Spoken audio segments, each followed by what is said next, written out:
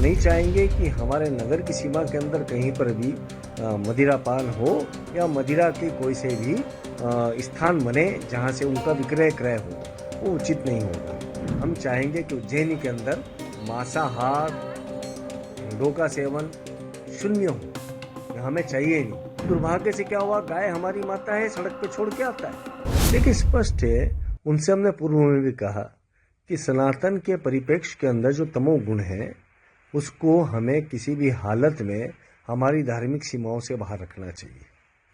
उज्जैन के महाकालेश्वर तीनों गुणों के अधिष्ठाता है, रजोगुण, तमोगुण, सतोगुण के। किंतु ये स्पष्ट निर्देश है हमारे रुद्र तंत्र का भी कि हर एक व्यक्ति को ब्रह्म के प्रति यानी सतोगुण के प्रति अपनी यात्रा करनी है। तो ऐसी स्थिति में हम नहीं चाहेंगे कि हमारे नगर की सीमा के अंदर कहीं पर भी मदिरापान हो या मदिरा के कोई से भी स्थान बने जहां से उनका विक्रय क्रय हो, वो उचित नहीं होगा। साथ में ही हम एक और चीज चाहते कि देखिएगा, मदिरा तो एक स्तर के ऊपर आपको प्रेरित करती है, उत्प्रेरित करती है, वो कैटलिस्ट का काम करती है, परंतु साथ में उसके साथ में भक्षिता यानी कि आपके भक्षण करने की क्षमता, उसके अंदर आपको ये याद नहीं रहता है कि सतोगुणी क्या है, रजोगुणी क्या है, तमोगुणी क्या, भक्षण करते चले जाते।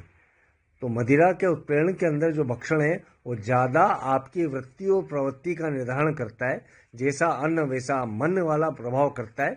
हम चाहेंगे कि उज्जैनी के अंदर मांसाहार, अंडों का सेवन शून्य हो, यह हमें चाहिए नहीं, क्योंकि हम चाहते हैं यहाँ का मन उतना ही पावन रहे जो कि विश्व का भाग्य निर्माता बने, यहाँ से निर्धारण करे। और मोहन जी की चिंतन मैं निजी तौर पे जानता हूँ कि बेहद गंभीर चिंतन है। उन्होंने जो निर्णय लिया है, मेरी इस मांग को वो मुश्किल से आप उनको सुनाएंगे तो 24 घंटे के अंदर अंदर स्वीकार कर लेंगे कि मांसाहार और अंडे का भक्षण भी यहाँ पर बंद हो। साथ में शासन प्रशासन को वे बड़ी ताकत के साथ में जिसे कह सकते हैं सख्त निर्देश दें कि इनका 2 नंबर के अंदर भी क्रय विक्रय न हो। हमको सुधारना है, तो यदि कोई व्यक्ति गलत कार्य कर रहा है तो उसके प्रति शक्ति रखना आवश्यक है। इसी प्रकार से मानवता का उद्भव होगा, इसी प्रकार से मानवता का निर्धारण होगा। जी, 31 मार्च की बात, तो शराब की दुकानें तो बंद हो ही रही है, तो इसके लिए उन्होंने दूध के संबंध में कुछ बोला, तो शराब को, दूध को किस प्रकार? देखिए, शुभ सी बात है। डेनमार्क के अंदर यदि मिल्क रिवॉल्यूशन हुआ, श्वेत क्रांति हुई, उसी श्वेत क्रांति का हवाला देते हुए हमारे भारत के अंदर भी की गई। किंतु दुर्भाग्य से क्या हुआ, गाय हमारी माता है, सड़क पे छोड़ के आता है। गायों के जो पालक हैं, जो सेवक हैं, पालक नहीं बोलूंगा, जो गो सेवक हैं, वो लोग जब देखते हो दुधारू नहीं तो सड़क पे छोड़ देते। यदि हम उनका परिपोषण ठीक से करें, गौशालाएं पूरे शहर के अंदर बने, हम हमारे घरों के सामने एक एक स्थान एक एक गाय का रखें, तो हमें अच्छा जिसे कह सकते हैं पोषण भी मिलेगा, साथ में गो संवर्धन भी होगा।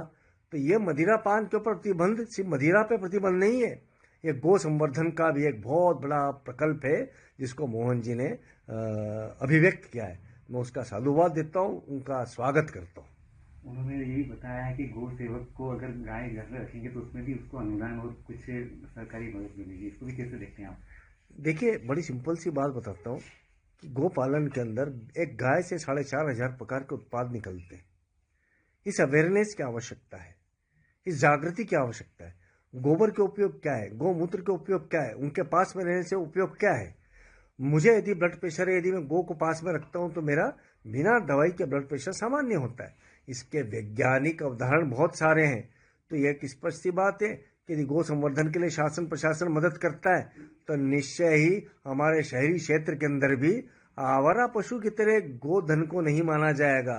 उनको प्रत्येक घर के आगे उनके संरक्षक के रूप में बांधा जाएगा।